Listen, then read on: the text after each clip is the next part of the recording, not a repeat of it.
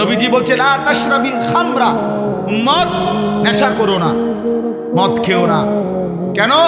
ইন্নাহা উম্মুল খাবাইস, কেননা নেশা, মদ, মাদক এটা সমস্ত খবিসের মূল।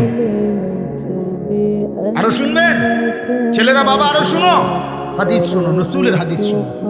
আল্লাহর নবী বলেছেন ওমান শারিবাল খামরা তারাকাস সালাম, যে নেশা করে তার সবগুলো নামাজ ছুটে যায়। এক, দুই, পরেরটা বলতে আমার সাহসী করে, এর পরের অংশটা আমার কাছে বলতেই কষ্ট হয়। নবীজি সাল্লাল্লাহু আলাইহি সাল্লাম বলেছেন ওয়া ওয়াকা আলা আম্মাতিহি ওয়া খালাতিহি, যে নেশা করে, এই নেশাখোর অল্প সময়ের ব্যবধানে আপন খালা, মামা, ফুফি, মামি, ফুফি, চাচি, খালাতো বোন, মামাতো বোন, ফুফাতো বোন, চাচাতো বোন, এমন ঘনিষ্ঠ আপন আত্মীয়ার সাথে জিনা এবং ব্যভিচার করতে উদ্যত।